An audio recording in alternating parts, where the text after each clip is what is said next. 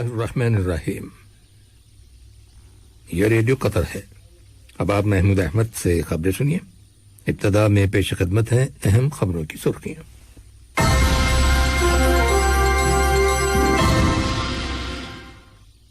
دیوان امیری میں صاحب اسم و امیر سے فلسطین کی مزاحمتی تحریک حماس کے سیاسی دفتر کے نگران نے ملاقات کی ہے۔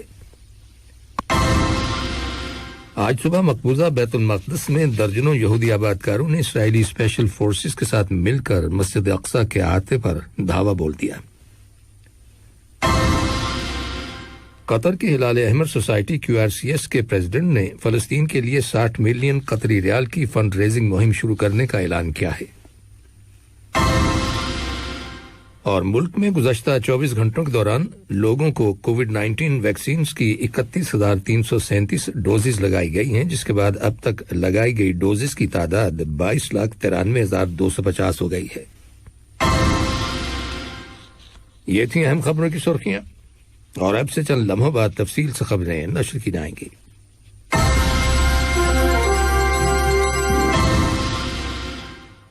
لیجیے اب آپ تفصیل سے خبریں سنیے۔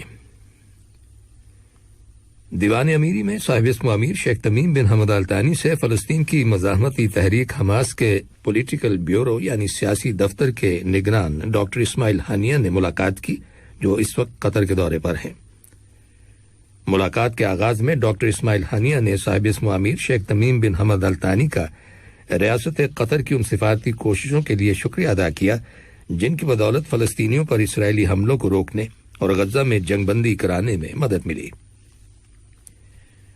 انہوں نے فلسطینی عوام کی مستقل سپورٹ کے لیے بھی صاحب اسم امیر کا شکریہ ادا کیا۔ اس موقع پر صاحب اسم امیر نے انہیں یقین دلایا کہ ریاست قطر کی جانب سے برادر فلسطینی عوام کے جائز حقوق کے حصول کے لیے ان کی مسلسل امداد کا سلسلہ جاری رہے گا تاکہ فلسطینی گروپوں میں اتحاد قائم رہے اور وہ سن 1967 کی جنگ سے پہلے کی سرحدوں کے مطابق اپنی ایک آزاد ریاست حاصل کرنے میں کامیاب ہو سکیں، جس کا دارالحکومت مشرقی بیت المقصد ہو۔ صاحب اسم امیر نے کہا کہ قطر دیگر عرب اور اسلامی ممالک کے ساتھ مل کر کوششیں جاری رکھے گا تاکہ آئندہ اسرائیل کی جانب سے فلسطینی عوام کے خلاف جارحانہ کارروائیاں پھر سے نہ ہونے پائیں۔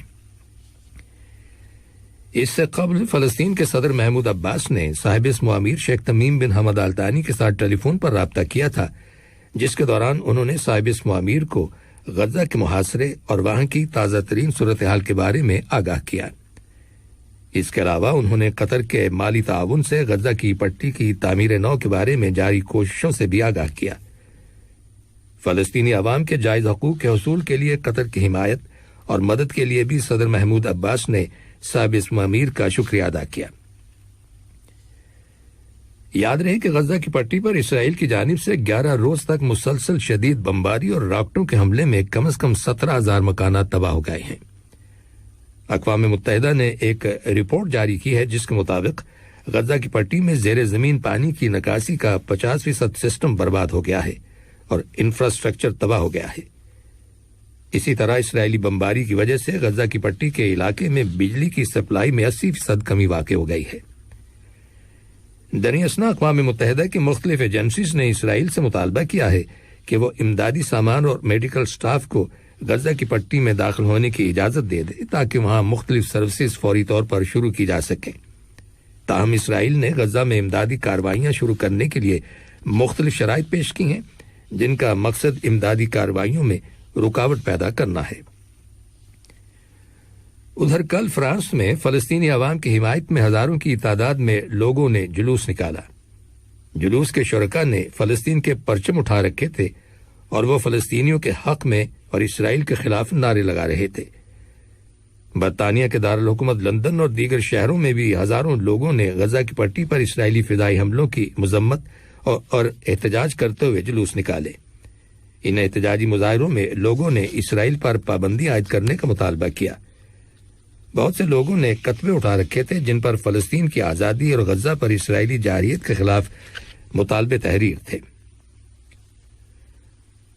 آج مقبوضہ بیت المقدس میں درجنوں یہودی آبادکاروں نے اسرائیلی اسپیشل فورسز کے ساتھ مل کر مسجد اقصی کے احاطے پر دھاوا بول دیا۔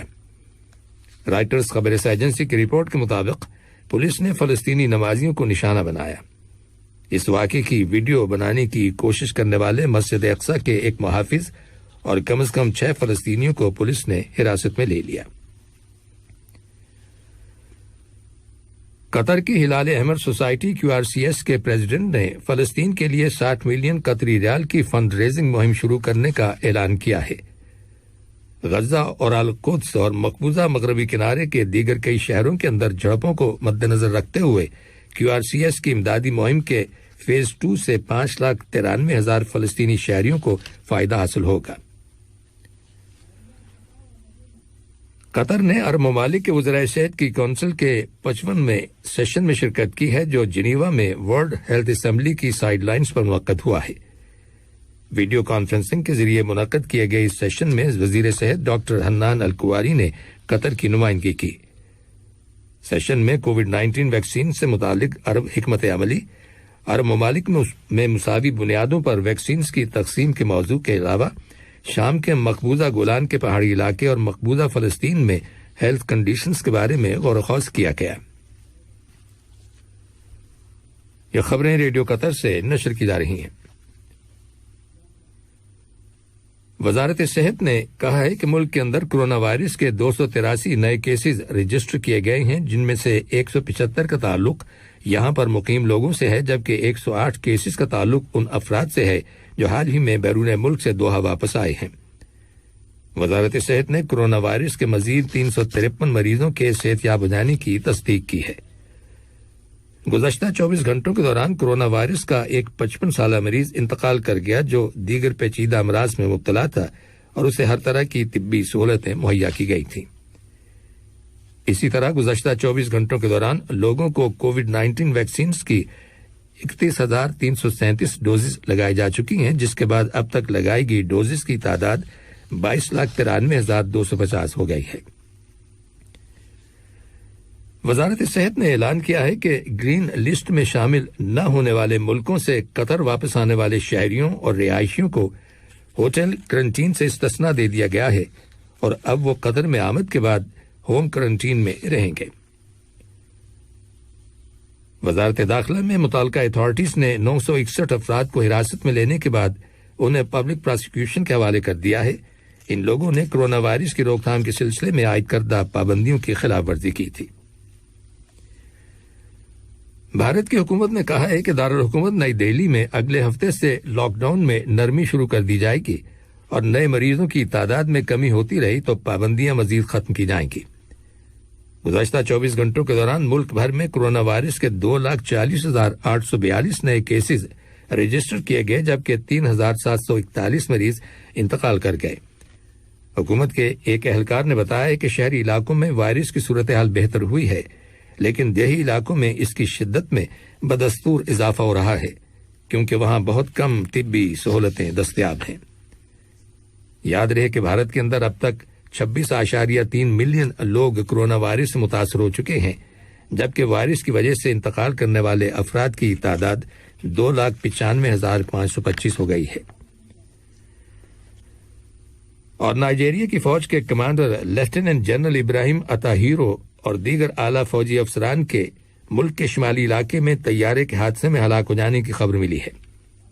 مسلح افواج کی جانب سے جاری کردہ ایک بیان کے مطابق یہ حادثہ خراب موسم کے سبب طیارے کی لینڈنگ کے دوران رونما ہوا۔ طیارے میں عملے سمیت 10 افراد سوار تھے۔ آخر میں اہم خبروں کی سرخیاں ایک بار پھر سن لیجیے۔